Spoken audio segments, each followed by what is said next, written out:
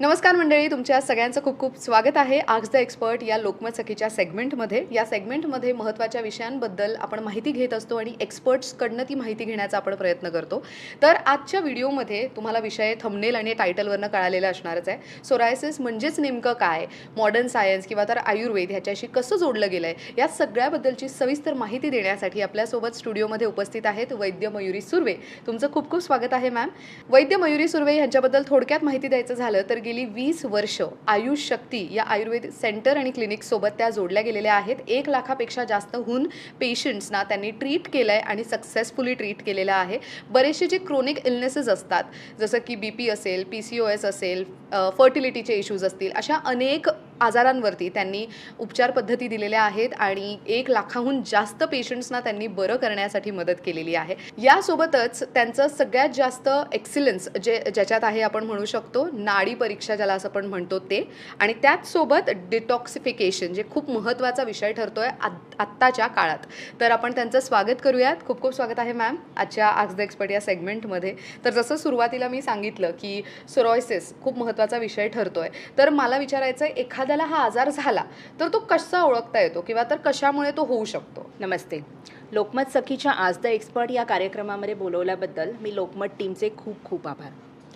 Psoriasis या आजाराला भारतभर छाल रोग या नावाने सुद्धा म्हटलं जातं. बरं. कारण या आजारात असं होतं की आपल्या शरीराची जी त्वचा आहे ती पापडीप्रमाणे, जसं सालीप्रमाणे निघत जाते. आणि मी तुला असं सांगेन ऐश्वर्या की स्किनचे जगभरात जेवढे आजार आहेत त्यापैकी सोरियासिस हा आजार ज्याला होतो त्याचं आयुष्य म्हणजे एक नरकप्रायच ठरू शकतं. कारण सोरियासिसमध्ये असं होतं की आपल्या संबंध शरीराची त्वचा ही पापडीप्रमाणे निघायला लागते. कधी ती सुजते आणि लालसर रंगाचे पॅचेस आपल्या पूर्ण शरीरावरती दिसायला लागतात. कधी त्याच्यामध्ये कट्स होतात, क्रॅक्स येतात, रक्तसुद्धा येतं आणि भयंकर वेदनासुद्धा होतात. आणि हा आजार आहे ना येत जात असतो.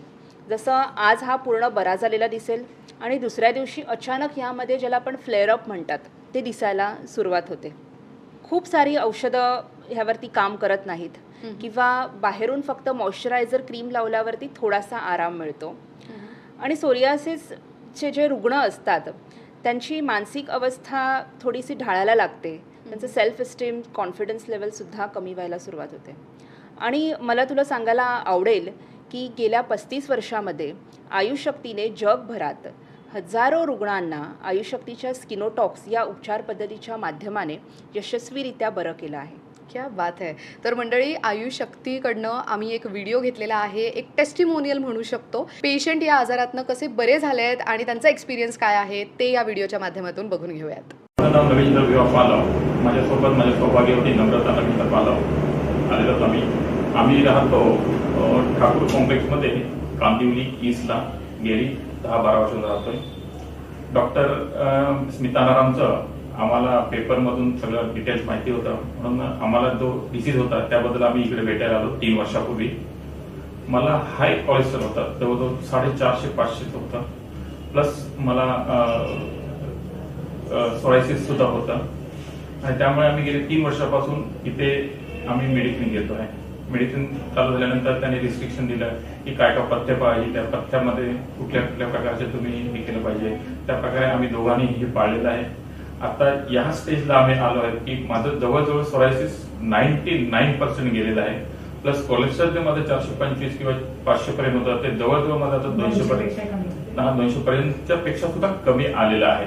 त्याच्यामुळे मी सुद्धा असंच सांगू इच्छितो की ज्या प्रकारे आम्ही कपल एवढं बेअर करू शकतो आणि आमचं संपूर्ण समजा शरीराची शुद्धीकरण ह्याच्यामुळे होऊ शकते, तर मी सर्वांना असा संदेश देऊ इच्छितो की सर्व मिळून यायचं आणि या आयुष शक्तीमध्ये येऊन त्याने विश्वास ठेवावा आणि त्याप्रमाणे इथे येऊन त्याने आपला इलाज. मॅम, आता व्हिडिओ तर बघून झाला, पण महत्त्वाचं की आयुर्वेदानुसार आणि मॉडर्न सायन्स असं या दोन्ही गोष्टींमध्ये सोरायसिस म्हणजे नेमकं काय हे जर प्रेक्षकांना समजवायचं असेल तर ते तुम्ही कसं समजवाल आणि त्याचसोबत हा आजार होतो कशामुळे? ऐश्वर्या, मॉडर्न सायन्सनुसार सोरियासिस हा जो आजार आहे त्याला ऑटो इम्युन डिसीज असं म्हटलं आहे. म्हणजे आपल्या शरीरामध्ये जे लिम्फ नोड्स असतात त्यांच्यामध्ये एक प्रकारचे टी सेल्स असतात. आपल्या शरीरामध्ये काही इन्फेक्शन झालं तर हे टी सेल्स त्यावरती अटॅक करतात आणि आपल्या शरीराचं प्रोटेक्शन करतात. पण सोरियासिसमध्ये असं होतं की हे टी सेल्स हायपर ॲक्टिव्ह होतात आणि ते आपल्या शरीराच्या त्वचेवरतीच अटॅक करायला सुरुवात करतात. कारण शरीरामध्ये काही इन्फेक्शन तर नाही आहे, त्यामुळे त्यांच्याकडे काही काम नसतं आणि मग ते आपल्या शरीराच्या स्किनवरतीच अटॅक करतात. तिथून ते शरीराच्या कोशांवरती अटॅक करून रसधातूमध्ये जातात, म्हणजे लिम्फ नोड्समध्ये जातात, तिथून रक्तधातूमध्ये जातात आणि तिथून ते मसल्समध्ये जाऊन तिथे टॉक्सिन्स तयार करून आपल्या शरीरावरती त्वचेवरती बाहेरच्या त्वचेवरती अटॅक करतात. म्हणजे सोप्या शब्दात सांगायचं तर आपल्या शरीराची जी बाहेरची त्वचा आहे ती 3 ते 4 आठवड्यांमध्ये निघायला सुरुवात होते. बरं. ही एक नॅचरल प्रोसेस आहे, आपल्याला समजतसुद्धा नाही. पण सोरियासिसमध्ये असं होतं की हायपर ॲक्टिव्ह टी सेल्सच्या अटॅक्समुळे, म्हणजे याला ऑटो इम्यून झाल्यामुळे 3 ते 4 दिवसातच ह्या त्वचेचा थर निघायला सुरुवात होते आणि पापडीप्रमाणे ही त्वचा जायला सुरुवात होते. आता ही जी गोष्ट मॉडर्न सायन्स आत्ता सांगतं आहे, 5000 वर्षांपूर्वी आयुर्वेदामध्ये याचा उल्लेख एककुष्ठ या नावाने केलेला आहे. बरं. यात असं सांगितलं आहे की आपल्या शरीराचे जे वात, पित्त आणि कफ हे जे 3 दोष आहेत, वात म्हणजे हवा आहे, पित्त म्हणजे हीट आणि कफ म्हणजे म्युकस, ह्यामध्ये जेव्हा विकृती निर्माण होते तेव्हा ते शरीरामध्ये पॉयझन्स तयार करतात आणि जे 7 धातू सांगितले आहेत त्यापैकी रस, रक्त आणि मांस हे जे पहिले 3 धातू आहेत यापासून आपली त्वचा बनलेली असते आणि या तिन्ही दोषांच्या विकृतीमुळे रसधातू म्हणजे लिम्फ नोड्स, रक्तधातू म्हणजे ब्लड आणि मसल्स यांच्यामध्ये पॉयझन्स तयार होऊन त्वचेच्या खाली त्याचा लेअर तयार होतो. आणि आयुर्वेदात असं सुद्धा सांगितलं आहे की आपलं जे ओजस म्हणजे इम्युन सिस्टीम ही जेव्हा विकृत होते तेव्हा त्वचेवरती हा अटॅक वारंवार व्हायला सुरुवात होतो, ज्यालाच आपण सोरियासिस असं म्हणतो. बरं. पण आता जसं तुम्ही म्हणालात, की हा आजार कशा पद्धतीने होतो, तर आयुशक्तीमध्ये ह्यावरती कोणते उपचार केले जातात? आयुशक्तीमध्ये सोरियासिसचं जो मूळ कारण आहे, जसं हे तिन्ही दोष जे विकृतरित्या वाढलेले आहेत किंवा आपलं ओजस म्हणजे इम्युन सिस्टीम ही विकृतरित्या आपल्या स्वतःच्याच त्वचेवरती अटॅक करते, तर या मूळ कारणावरतीच चिकित्सा केली जाते. त्यासाठी आम्ही स्किनोटॉक्स ही उपचार पद्धती विकसित केली आहे. बरं. त्यात आपण 3R ही चिकित्सा पद्धती आपण विकसित केली आहे. त्यात आपण आयुशक्ती केंद्रामध्ये रिमूव्ह द टॉक्सिन्स हे जो पहिला R आहे त्याप्रमाणे पंचकर्म चिकित्सा करतो. यात बाहेरून त्वचेचं पोषण करण्यासाठी किंवा टॉक्सिन्स घालवण्यासाठी नीमपत्र पिंडस्वेद हा एक स्पेशल मसाज चिकित्सा आहे, ज्यात आपण फ्रेश नीमची पानं वापरतो आणि विविध औषधी द्रव्यांचा काढा असतो. त्याचप्रमाणे जेव्हा फ्लेअरअप खूप जास्त असेल किंवा पापडी मोठी मोठी थिक त्वचा जर निघत असेल तर तक्रधारा ही एक उपचार पद्धती आहे. आणि जेव्हा हा आजार खूप जास्त जुना झालेला असेल, ज्याला आपण क्रॉनिक सोरियासिस म्हणतो, तेव्हा पंचकर्माबरोबरच औषधी द्रव्य घेणं देखील इम्पॉर्टंट आहे. त्यात आपण स्किन टॉनिक हे आपला एक आयुशक्तीचा हर्बल फॉर्म्युला आहे. स्किन टॉनिक्स हे ब्लड प्युरिफायर आहे. जे रक्तधातू म्हणजे ब्लड आणि लिम्फ नोड्सला प्युरिफाय करतं आणि स्किनला रिजनवेटसुद्धा करतं. दुसरा एक अतिशय महत्त्वाचा फॉर्म्युला आहे जो इम्युनो या नावाने ओळखला जातो. तर इम्युनो हे इम्युनोमॉड्युलेटर आहे. इम्युनोमॉड्युलेटर म्हणजे जसं आपण ऐकलं की सोरियासिस हा ऑटो इम्यून आजार आहे, तर इम्युनोमॉड्युलेटर म्हणजे जेव्हा आपल्या शरीरात जी हायपर ॲक्टिव्ह इम्यून सिस्टीम आहे त्याला हे इम्युनो काम डाऊन करतं आणि जिथे वीक इम्यून सिस्टीम आहे, म्हणजे जिथे शरीरामध्ये इम्यून सिस्टीम वीक आहे, ते इन्फेक्शन्सचा सामना करू शकत नाही, तिथे हे इम्युनो आपल्या इम्यून सिस्टीमला बॅलन्स करतं, जेणेकरून आपलं शरीर इम्यून सिस्टीमला फाईट करू शकतो. बरं. तर आता तुम्ही ह्या ज्या ट्रीटमेंटबद्दल सांगितलं, तर आयुशक्तीचे अक्रॉस महाराष्ट्र भरपूर केंद्र आहेत. तर आता आपण हे मालाड या केंद्रातनं आपण हा संवाद साधतोय. पण असेच जर ट्रीटमेंट आणि असे औषधोपचार जर घ्यायची संधी प्रेक्षकांना मिळावी असं वाटत असेल, तर मग ज्या ज्या शहरांमध्ये आयुशक्ती केंद्र अवेलेबल आहे तिथे ही उपचार पद्धती त्यांना मिळू शकते का? हो, नक्कीच. आयुशक्तीचे महाराष्ट्रभर खूप सारे केंद्र आहेत. कारण सोरियासिससाठी जी आपल्याला चिकित्सा करायची आहे, पंचकर्म चिकित्सा, ज्याला आपण स्किनोटॉक्स म्हणतो, ज्याही रुग्णांना म्हणजे प्रेक्षकांना मी सांगू इच्छिते की सोरियासिससाठी तुम्ही आयुशक्तीच्या केंद्रांमध्ये येऊन स्किनोटॉक्स ही उपचार पद्धतीचा लाभ घेऊन पूर्णपणे बरे होऊ शकता. येणं शक्य नसेल तर आपले डॉक्टर फोन कन्सल्टेशनसुद्धा करतात बरं. किंवा व्हिडिओ कन्सल्टेशन होऊन आपण स्किनचं ॲनालिसिस करून त्याप्रमाणे खाण्यापिण्याचं पथ्य आहे किंवा काही होम रेमेडीज आहे, औषधी चिकित्सा आहे, यावरती मार्गदर्शन नक्कीच करू शकतो. Very nice. तर मंडळी, हा व्हिडिओ तुम्ही ज्या कोणत्याही शहरातून बघताय त्या शहरांमध्ये जर आयुशक्ती केंद्र अवेलेबल असेल तर तिथे जाऊन नक्कीच तुम्ही ट्रीटमेंट घेऊ शकता. शिवाय जसं मॅमने सांगितलं की ऑनलाईन कन्सल्टेशनसुद्धा अवेलेबल आहे, तर त्यासाठीचा नंबर मी स्क्रीनवर देते, डिस्क्रिप्शन बॉक्समध्ये सुद्धा देते. आता मॅम, येऊयात पुढच्या एका महत्त्वाच्या प्रश्नावरती. बऱ्याचदा असं होतं ना की कोणता आजार किती गंभीर आहे हे प्रेक्षकांना कळतच नाही. म्हणजे त्या एका पर्टिक्युलर माणसाला एखादा आजार झाला आणि तो काही काळानंतर जरा थोडासा नमता होतो, मग त्याच्यानंतर तो किती गंभीर होऊ शकतो ह्याचा अंदाजा त्यांना नसतो. तर मग ह्यावर तुम्ही काय सांगाल की हा आजार किती गंभीर होऊ शकतो? खूपच छान प्रश्न आहे ऐश्वर्या. कसं आहे ना, मी लोकमत सखीच्या माध्यमातून प्रेक्षकांना सांगू इच्छिते की सोरियासिस हा खरंच इतका गंभीर आजार आहे. कारण ह्या आजारामध्ये ऑटोइम्यून असल्यामुळे कसं होतं, बऱ्याच वेळेला स्किन आपली एकदम नॉर्मल दिसायला लागते. असं वाटतं की सोरियासिस बरा झाला, पण तसं नाही आहे. ह्यात असं होतं की स्किन नॉर्मल दिसते, पण तुमचे जॉईंट्स पेन चालू होतात. कारण ऑटोइम्यून ही टेंडन्सी असल्यामुळे त्याचा अटॅक स्किनवर नसून जॉईंट्सवरती व्हायला सुरुवात होतो, ज्याला आपण ऑटोइम्यून आर्थरायटिस असं म्हणतो. कधीकधी हा अटॅक आपल्या लंग्सवरती होतो आणि COPD होऊ शकतं. कधी किडनीजवरती अटॅक होऊन रिनल फेल्युअर होऊ शकतं किंवा डोळ्यांवरती जर ऑटोइम्यूनचा अटॅक झाला तर UVITसुद्धा होऊ शकतं. त्यामुळे सोरियासिसला आपण लाईटली न घेता, फक्त स्किनचा आजार आहे, बाहेरून काही मॉइश्चरायझर लावून आपण त्याला पुढे ढकलतो असं न करता त्याच्या मूळ कारणाची चिकित्सा व्यवस्थित आयुर्वेदाच्या माध्यमातून केली पाहिजे. नाईस. तर मंडळी, तुम्हाला हे कळालेलंच आहे की कोणताही आजार असो, तुम्हाला योग्य वेळेला योग्य व्यक्तीचं मार्गदर्शन मिळणं फार गरजेचं ठरतं. त्यामुळे तुम्हाला कोणत्याही पद्धतीचं जर आजार असेल किंवा त्रास होत असेल तर जास्त वेळ वाया न घालवता तुम्ही नक्कीच एका चांगल्या डॉक्टरकडे किंवा एका चांगल्या क्लिनिकला भेट देणं खूप गरजेचं हे जाणून घेणं सुद्धा महत्त्वाचं ठरतंय. आता मॅम, पुढचा असा माझा प्रश्न आहे की बऱ्याचदा असं होतं की एक आजार झाला की तो बरा होतो, पण सोरायसिसच्या बाबतीत हे खरं आहे का की आजार झाल्यानंतर तो कम्प्लिटली बरा होऊ शकतो का? सोरियासिस हा जो आजार आहे तो पूर्णपणे बरा झाला असं होत नाही. बरं. हां, पण आयुर्वेदाच्या माध्यमाने व्यवस्थित पथ्य सांभाळून किंवा काही होम रेमेडीज लाईफ टाईम ठेवून आपण त्याला पूर्ण कंट्रोलमध्ये ठेवू शकतो. त्याचे फ्लेअरअप जे होतात ते आपण नक्कीच अवॉइड करू शकतो. बरं, ग्रेट. आता मॅम, जसं तुम्ही म्हणालात की मगाशी तुम्ही उल्लेख केला की आयुशक्तीमध्ये तुम्हाला कोणत्या पद्धतीचे ट्रीटमेंट्स आहेत किंवा कोणते औषध तुम्हाला मिळू शकतात, त्यासोबत होम रेमेडीज असा शब्द तुम्ही तिथे वापरला. भारतामध्ये हे खूप गाजतं की एखादा आजार झाला तर पहिले प्रथमोपचार म्हणून घरातलेच काहीतरी उपाय, म्हणजे घरगुती उपाय ज्याला असं आपण म्हणतो, ते केले जातात. तर मग आयुशक्तीकडनं अशी काही माहिती मिळू शकते का, किंवा तुमच्याकडनं अशी काही माहिती मिळू शकते का की या आजारावरती काही घरगुती उपचार करता येऊ शकतायत का? सोरियासिससाठी मी सांगेन की कायम काही पथ्य सांभाळायलाच पाहिजे. जसं दूध आणि दुधाचे पदार्थ, ज्याच्यामध्ये चीज आहे, पनीर आहे, दूध, दही, दुधाचे माव्याचे ज्या मिठाई असतात त्या गोष्टी पूर्णपणे अवॉइड केल्या पाहिजेत.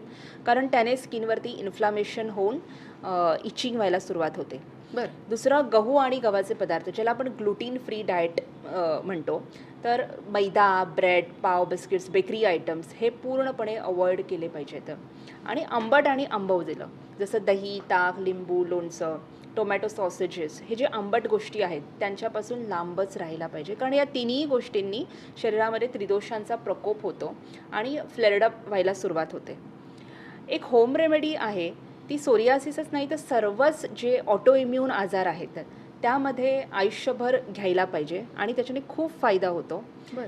त्यात आपल्याला असं करायचं आहे की 1 चमचा गाईचं तूप, शुद्ध गाईचं तूप, त्यामध्ये अर्धा चमचा हळद आणि पाव चमचा काळी मिरी पावडर, ह्या तिन्ही गोष्टी एकत्र मिक्स करून सकाळी उपाशीपोटी आणि संध्याकाळी असं 2 वेळा कोमट पाण्यातून आपल्याला घेत राहायचं आहे. कारण गाईचं तूप आणि हळद ह्या दोन्ही गोष्टी सोरियासिसमध्ये पित्ताला शांत करतात आणि याने आपलं इम्युन सिस्टीमसुद्धा व्यवस्थित काम करायला सुरुवात होते. मॅम, एक महत्त्वाचा प्रश्न. बऱ्याचदा कोणतेही स्किन प्रॉब्लेम झाले तर त्यावरती सोल्युशन लगेच मिळू शकतं किंवा तर डॉक्टरकडे जाणं योग्य ठरू शकतं. हे खूप लोकं ऐकतात, वाचतात. पण सोरायसिस असा आजार आहे की तो नेमका कोणत्या ठिकाणी होतोय किंवा तर कोणत्या ठिकाणी ते होऊ शकतं हे प्रेक्षकांना माहीतच नसतं. तर त्याबद्दलची आम्हाला महत्त्वाची माहिती जाणून घ्यायची आहे. काही लोकांना फक्त डॅन्ड्रफच होतो आणि ओके. ते त्याला समजतात की आपल्याला डॅन्ड्रफच होतोय. पण जेव्हा खूप जास्त स्किनचा लेअर स्काल्पमधून निघायला लागतो, अगदी थिक पापुद्राप्रमाणे सफेद चंदेरी रंगाचं असे लेयर्स निघायला लागतात आणि तेव्हा ते डॉक्टरकडे जातात आणि तेव्हा कळतं की हा स्काल्प सोरियासिस आहे. म्हणजे ओके. काही लोकांना फक्त स्काल्पवरतीच सोरियासिसचे पॅचेस असतात. बऱ्याचशा लोकांना असं होतं की फक्त जॉईंट्सवरतीच त्याचे पॅचेस असतात, जसं आपल्या गुडघ्यांवरती, एल्बोवरती असे सर्क्युलर शेपमध्ये पॅचेस दिसतात. थिक्स जाड त्वचेचा लेअर असतो आणि सिल्वरिश किंवा व्हाईटिश पावडर निघते त्याच्यामधून. तर हा जॉईंट्स पॅचेसवाला सोरियासिस झाला. काही लोकांना पूर्ण शरीरभर जसं छातीवरती, पोटावरती, हातापायांवरती, ट्रंक्सवरती याचे पॅचेस दिसायला सुरुवात होते. आणि बऱ्याचशा लोकांना पूर्ण शरीरावरती काही नाही, पण फक्त बोटाच्या नखांमध्ये खूप जास्त वेदना चालू होतात. तिथे क्रॅक्स होतात, कट्स होतात आणि रक्तसुद्धा यायला सुरुवात होतं. तर म्हणजे असं कुठल्याही स्किन पार्टवरती आपल्याला सोरियासिस दिसू शकतो. आणि आयुर्वेदानुसार असं आहे ना, की जसं मी सांगितलं, की यामध्ये तिन्ही दोषांचा प्रकोप होतो. तर जेव्हा सोरियासिसमध्ये पित्ताचा प्रकोप जास्त असतो, तेव्हा खूप जास्त लालसरपणा दिसतो आणि बर्निंग सेन्सेशन, जळजळ त्वचेवरती अतिशय जास्त असते. जेव्हा यामध्ये कफाचा प्रकोप जास्त असतो, तेव्हा सोरियासिसमध्ये खाज खूप जास्त असते, म्हणजे इचिंग अतिशय जास्त होतं. आणि जेव्हा वाताचा प्रकोप होतो, तेव्हा आपली स्किन अतिशय जाड होते, काळसर होते आणि त्याचा पापडीचा लेअर काढायला गेल्यावरती त्यामध्ये कट्स होतात, क्रॅक्स होतात, रक्तसुद्धा यायला सुरुवात होतं. मॅम, माझा आणखीन एक महत्त्वाचा असा प्रश्न असेल, बऱ्याचदा असं असतं ना की घरामध्ये एखाद्याला डायबिटीज असेल तर मग पुढच्या पिढीला पण ते यायची शक्यता असते, अनुवंशिकता ज्याला असं पण म्हणतो. तर सोरायसिसच्या बाबतीत पण हे घडतं का, की ते अनुवंशिकतेमुळे ते पुढच्या पिढीला सुद्धा होण्याची शक्यता असते का? आत्ताच्या रिसर्चप्रमाणे असं लक्षात आलं आहे की कुठलेही स्किन डिसीजेस जे आहेत ते थोड्याफार प्रमाणात अनुवंशिक असतात. आणि सोरियासिसचं म्हणशील तर हा आता ऑटो इम्युनच आजार आहे, त्याच्यामुळे तो आपल्या DNA मध्ये कुठे ना कुठेतरी त्याचा अंश असतो. जेव्हा कधी काही ट्रिगर फॅक्टर होतो, जसं खाण्यापिण्यामध्ये आपण खूपच जास्त अपथ्य केले किंवा मानसिक स्ट्रेस खूप जास्त वाढला आहे, इमोशनल स्ट्रेस वाढला आहे, तेव्हा हा ट्रिगर फॅक्टर होऊन त्वचेवरती सोरियासिस दिसायला सुरुवात होतं. आता बऱ्याचशा केसेसमध्ये जन्मजात सोरियासिससुद्धा मुलांना दिसतोय. तर त्यावरून मेडिकल सायन्स अशा रिसर्चवरती आलं आहे की सोरियासिसमध्ये बऱ्याच अंशी अनुवंशिकता दिसते. बरं. आता आणखीन एक महत्त्वाचं की जेव्हा आजार होतो, स्किन प्रॉब्लेम्स म्हटले की मग काहीतरी बाहेरून त्यावरती अप्लाय करायचं, म्हणजे अदर दॅन मेडिसिन्स इनटेक करण्यापेक्षा त्यावरती त्या जखमेवरती किंवा त्या पर्टिक्युलर पार्टवरती काहीतरी क्रीम अप्लाय करण्यावर जास्त भर दिला जातो. तर मग अशी कोणते तुम्ही टिप्स देऊ शकता प्रेक्षकांना ज्यामुळे ते नक्कीच त्यांना फायदेशीर ठरेल? सोरियासिसमध्ये मॉइश्चरायझर्स खूप जास्त वापरतात. पण मॉइश्चरायझर्स आहेत ते तात्पुरताच आपल्या शरीराला किंवा त्वचेला आराम देतात. ओके. तर आयुष शक्तीमध्ये आम्ही महातिक्त तूप हे जे औषधी तूप आहे, जे नीमपासून बनवलेलं असतं, बरं. आणि एक व्रणशोधन तेल आहे लाक्षा, ह्यापासून बनवलेलं, यांच्या कॉम्बिनेशनपासून बनवलेलं, म्हणजे ज्यामध्ये तेलसुद्धा आहे, तूपसुद्धा आहे आणि त्वचेला चांगल्या करणारी आपली रक्तप्रसादन औषधी द्रव्य जी आयुर्वेदामध्ये सांगितली आहेत, त्यांच्या कॉम्बिनेशनपासून बनवलेला सुधारुण लोशन हा एक फॉर्म्युला आहे. तर बरेच पेशंट्स असं सांगतात की ज्यांनी नॉर्मल मॉइश्चरायझरसुद्धा वापरलं आहे, हे जे सुधारुण लोशन आहे ते अतिशय उपकारक आहे, कारण ते लावल्यानंतर बऱ्याच वेळ त्याचं मॉइश्चरायझिंग इफेक्ट निघून राहतो आणि ते सोरियासिसला बाहेरून बरंसुद्धा करायला सुरुवात करतं. त्वचेमध्ये होणारी जी जळजळ आहे ती शांत करतं आणि स्किनला आपल्या स्मूथसुद्धा करतं. तर मंडळी, आजच्या व्हिडिओमध्ये, आजच्या आस्क द एक्सपर्टमध्ये वैद्य मयुरी सुर्वे यांनी आपल्याला खूप छान माहिती दिली. थँक्यू सो मच मॅम, तुम्ही इतका छान वेळ दिला आणि इतकी महत्त्वाची माहिती आमच्या प्रेक्षकांपर्यंत पोहोचवली त्याबद्दल. तर मंडळी, तुम्हाला सुद्धा या आजाराबद्दल जर ट्रीटमेंट घ्यायची असेल तर मग आयुशक्तीचे महाराष्ट्रभरात कुठे कुठे केंद्र आहेत त्याचे डिटेल्स तुम्हाला स्क्रीनवर दिसत असतील. शिवाय अपॉइंटमेंटसाठीचे नंबरसुद्धा आम्ही देणार आहोत स्क्रीनवर आणि डिस्क्रिप्शन बॉक्समध्ये सुद्धा. सो ते सुद्धा जाऊन तुम्ही नक्की चेक करू शकता. कशी वाटली आजची माहिती कमेंट करून नक्की सांगा. पाहत रहा लोकमत सखी.